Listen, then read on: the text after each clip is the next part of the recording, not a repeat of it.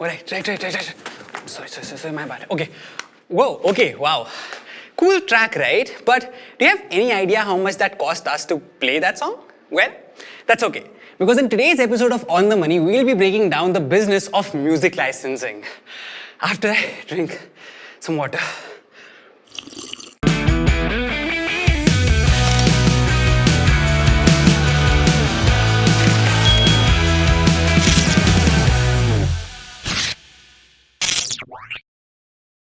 Whenever a music track is composed, its creators and producers copyright it, which means that they legally become the owners of that track. A copyright basically acts like a legal proof for your original work. Once you have it, nobody can copy your work or use it without your permission.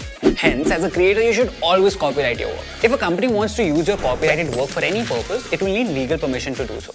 In other words, it will need to license that music because it's not company's property. Music licensing means to acquire legal permission to use someone else's music by paying a fee for it. It all basically boils down to protecting your work. If a company uses your copyrighted music without your permission, you can actually sue or stop them. The best part is that the copyright stays alive even after the creators are gone. It generally lasts till 50 to 70 years after the death of the creator, after which the same work becomes public property. This is why a lot of popular music from back in the day is now free. In fact, any music made before 1925 is now public domain. And this includes most of the classical music that we know. Remember the one that plays in the elevators? You get it. Sometimes a song also enters the public domain if no one really knows its origin, like a happy birthday song, which is also the most popular song in the English language. But guess what was the original song? Good morning to you. Good morning to you. Good morning, dear children. Good morning to all. Well, two sisters from Kentucky wrote this version of the song in 1893. Over the years, the copyright of this song was passed from one company to another, and as decades passed by, the lyrics Happy Birthday replaced Good Morning. But no one really knew who sang Happy Birthday to that tune first. Eventually, the rights to a particular arrangement of Happy Birthday landed up with Warner Chappell, who charged people a licensing fee for using this song in their commercial work. Eventually, they were sued and the song Happy Birthday entered the public domain, which meant that now people could just use it for free. Music licensing takes place using an agreement, which is a deal between the creator and a third party in exchange for money. When a creator licenses their work to someone, it means that the third party can use it in a limited way as per the license agreement. But the creator still retains the original rights to that music. Licensing is pretty much like renting out your house to someone. You can still own the house, but you enter a rent agreement with the tenants, which lets them use it for a defined period of time. But is it feasible for an artist to deal with the legal terms of every company that wants their music? In most cases, no. Which is why they appoint an agent in form of a copyright society to do the job. A copyright society is basically like a middleman for the transactions of these licenses. Think of it like a broker जो tenants or payments सब sort कर देता है. The copyright society gives licenses to third parties and collects a license fee from them. They then distribute the fees amongst the artists after deducting their own fee from it. In India, there are copyright societies like Phonographic Performance Limited that make deals with some of the largest record labels including Sony Music Entertainment, Speed Records, T-Series, Universal Music, Warner Music and a few more.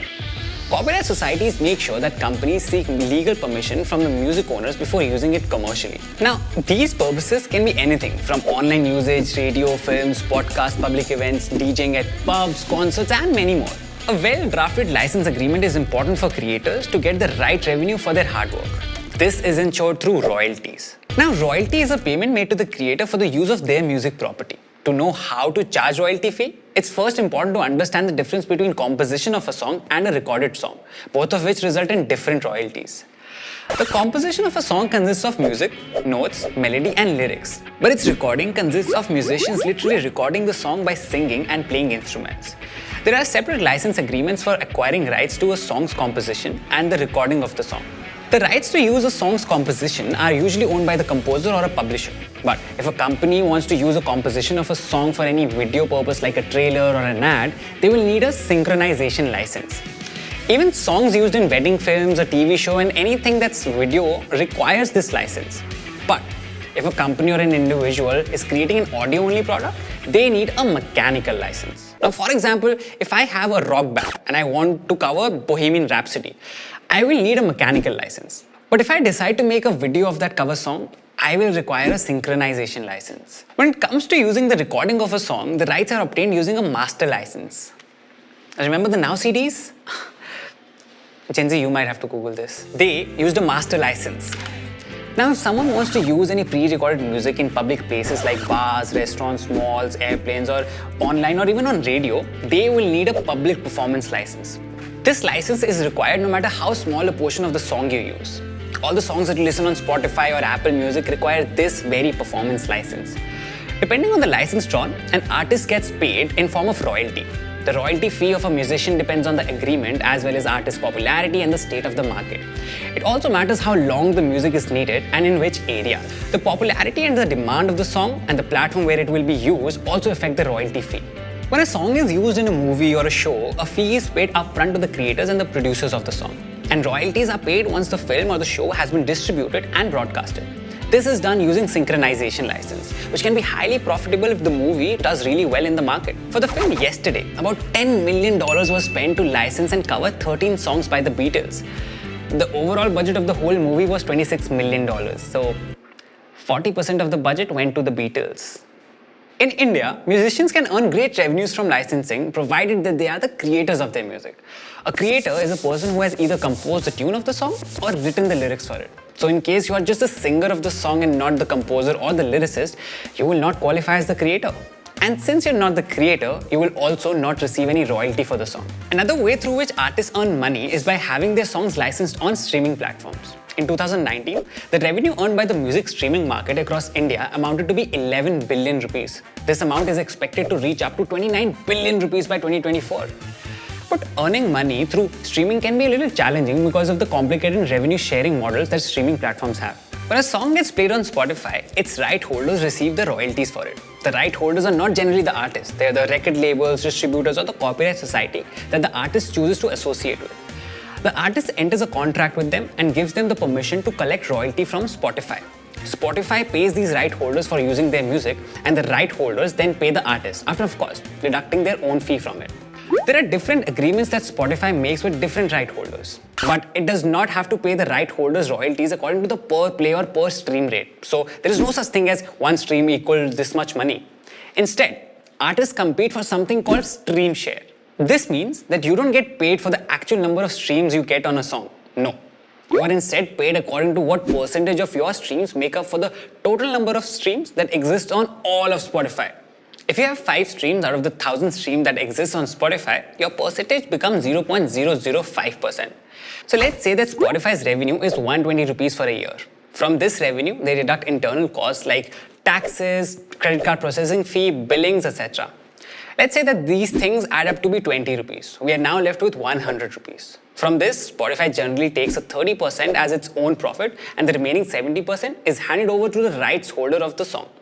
This 70 rupees is not one rights holder's share. This is the revenue of the rights holders of all the songs that exist on all of Spotify. Once this money gets divided as per the stream share system, the revenue that each rights holder ends up receiving is quite less. And by the time this reaches the creator of the song, it reduces even further. There are streaming services like Deezer that are trying to address this problem by experimenting with a whole new model. Deezer has a user-centric payment system which does not follow the concept of stream share. Instead, the money that subscribers pay for a month goes directly to the artist they listen to. Now, let's say that I pay $900 to buy a subscription and only listen to A.R. Rahman, Nirvana and Dua Lipa. My payment fee will be distributed among these 3 artists instead of being added to a giant stream share pile of money. So each of these artists will earn 300 rupees. Streaming services still have a long way to go when it comes to creating better revenues for artists, but they can be a helpful tool to reach a new audience and have better discoverability. Artists collaborate with record labels often to gain a strong backing and get a song or music produced and packaged in a better manner. T-Series is India's biggest record label and has an unstoppable presence in the world of online music. It is by far the most viewed channel on YouTube. And as of 2021, the company is valued at $500 million. $500 million is also what Jeff Bezos spent on fuel for a casual space trip. The company has more than 160,000 songs and 55,000 music videos in its archives and makes a lot of earnings from YouTube views alone. It also releases its popular songs on various streaming platforms like Gaana.com, Saavn, Spotify, and does online distribution to companies like iTunes and Amazon Prime Music. Considering an Indian consumer spends about 21.5 hours a week listening to music, which is almost 4 hours higher than the global average, it's pretty clear that music labels and streaming platforms have a thriving future in India. These platforms are expected to draw bigger revenues in the future, but the game for the artists will only change once they start getting paid a higher fee for their streams. Till then, artists can use streaming platforms to make themselves more discoverable. While there is undoubtedly less money to be made from physical music sales now compared to the golden age of compact disc, there are still plenty of ways for music creators to earn in 2021. The key here is to diversify your prospects, adapt to new trends, and manage the money you make well. So that's it for today's episode. If you found this video helpful, do like and share. And for more money-related stuff, subscribe to CRED's YouTube channel.